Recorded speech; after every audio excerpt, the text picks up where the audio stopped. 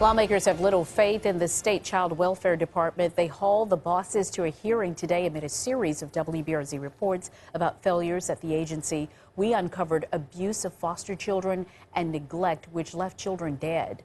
Bess Casserly with new details about new trouble for DCFS tonight. Sylvia, DCFS Secretary Marquita Walters telling the committee Baton Rouge is, quote, on fire and in the most dire situation of all parishes in the state when it comes to staffing and child welfare.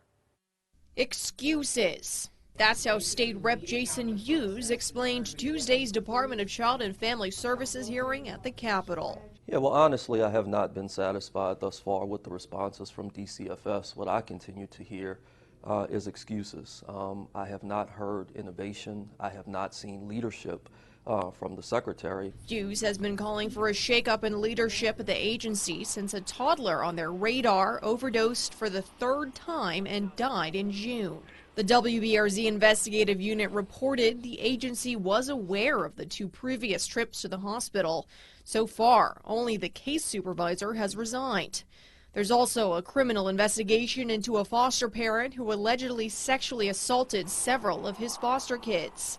And despite the solutions DCFS brought to the hearing today, Hughes doesn't think the agency is on the right track.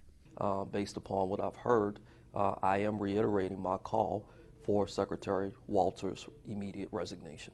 Secretary Marquita Walters saying those solutions basically boil down to getting and retaining more employees. Currently, there are 400 positions to fill. We have brought in retirees from around the state.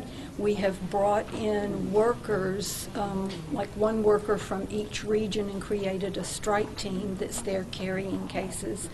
We have taken a lot of the staff out of the state office and put them in Baton Rouge. Her publicist wouldn't let us ask many questions. Not unusual since they've attempted to avoid any questions from WBRZ amid our dogged investigation into the agency.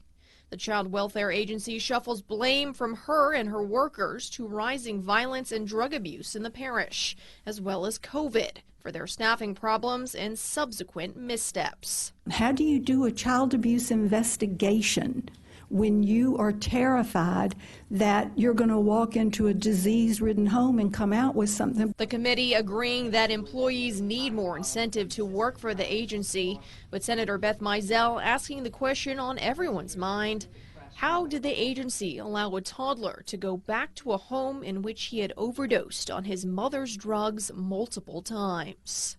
I mean, I understand we're 400 short. I get all that.